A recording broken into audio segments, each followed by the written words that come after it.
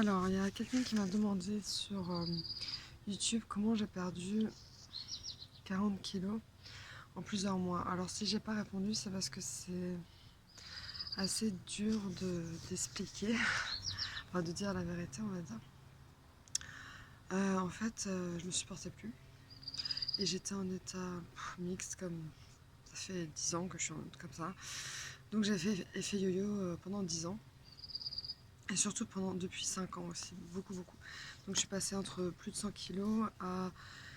Je suis descendue le plus bas, je dirais 65 kilos. Euh,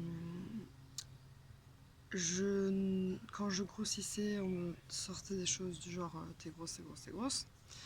Enfin, en tout cas, on me faisait comprendre. Et quand je m'insissais, on me disait t'es trop amaigrie. Donc du coup, je me retrouvais nulle part. Donc soit je mangeais rien, soit je mangeais trop. Donc quand je dis ça, ça veut dire que quand j'étais en dépression, enfin mixte, je suis toujours mixte moi. En fait, en état mixte, souvent, même tout le temps, là au bout de, ça fait sur un an, j'ai fait effet yo-yo aussi, mais à moins que de 100, plus de 100 à 65, c'était plutôt, ça vacille entre 95 ou plus à 77, des choses comme ça.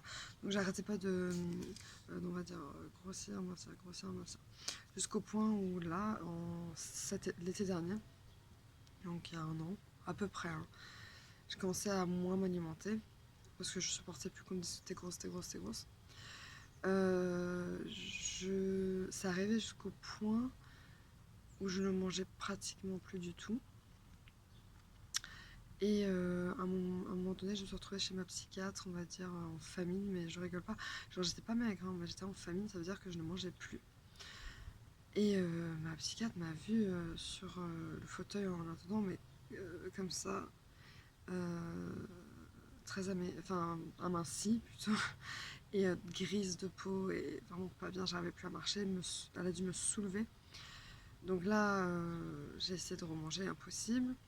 Donc dès lors, donc ça fait plusieurs mois hein, quand même, que je mange en toute petite quantité parce que mon estomac s'est rétréci. Bon, je sais pas si ça se rétrécit un estomac, mais en tout cas j'ai l'impression parce que je mange parfois un petit bol de je sais pas quoi et c'est bon, je suis calée.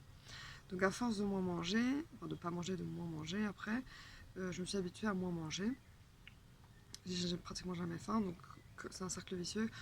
Moins on mange, moins on a faim, moins on a faim, moins on mange, etc.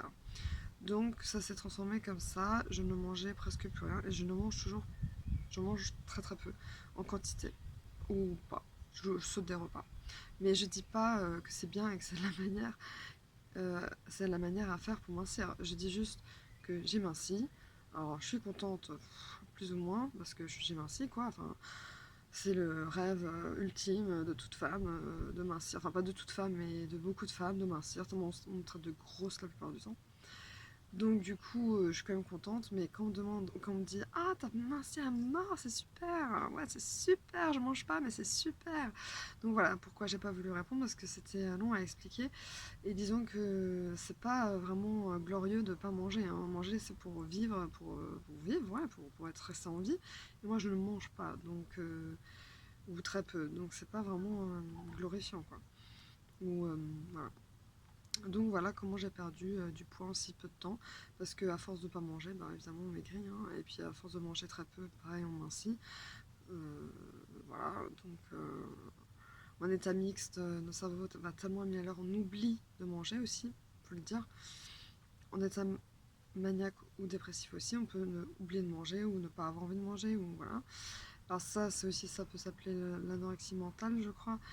Il y a deux formes d'anorexie. Il y a la forme d'anorexie où on se voit vraiment gros dans le miroir, comme moi pendant longtemps. Mais moi, c'était pas de l'anorexie. Et ces personnes sont vraiment grosses et sont incapables de manger, dans le sens où elles refusent de manger parce que elles ne se supportent pas. Moi, c'est plutôt un trouble alimentaire, c'est-à-dire qu'à cause de ma maladie, je ne mange pas vraiment, quoi. Et puis il y a aussi au niveau psychologique, je ne me supporte pas grosse, donc quand j'étais adolescente, j'étais très maigre. Donc du coup, ça m'a fait un choc de passer, on va dire, imaginez 59 kilos au lycée à plus de 100 kilos d'un coup, pam, comme ça, à l'université, c'était hardcore, hein. Ça m'a pris 10 ans pour accepter mes formes, et enfin, quand j'avais accepté mes formes et que je me trouvais jolie, je mincis. Mais bon, c'est pas plus mal. J'ai perdu des fesses, j'ai perdu des bras, j'ai perdu du ventre, j'ai perdu des hanches, j'ai perdu partout, même du visage. Donc voilà, pour vous expliquer le pourquoi du comment. Mais ne faites pas comme moi. Par contre, un conseil, juste les quantités. Et marcher. Ah oui, évidemment, je vais oublier de mentionner, je marche 10 000 pas par jour en moyenne. Et c'est mon téléphone qui me dit bravo, vous avez fait 10 000 pas quand j'ai comment on dit, atteint mon objectif. C'est mon téléphone qui me le dit et je marche beaucoup, je marche, je marche. Donc j'élimine. En plus, déjà que je mange pas beaucoup. Donc marcher, ou si vous n'arrivez pas à faire de sport, ou faire du sport, je sais pas quel sport, n'importe lequel. Et puis manger en toute petite quantité, ça c'est vraiment ça marche. Après, je vais pas vous donner des conseils voilà, de comment mincir vraiment, parce que moi c'était malgré moi. Même si le résultat est là, c'est pas la bonne manière. Voilà. Mais en tout cas, ouais, petite quantité, équilibrée, et marcher, marcher, marcher, marcher. Voilà. Au lieu de prendre un tram ou un bus, vous marchez, marchez, marchez. Voilà, gros bisous, bye bye.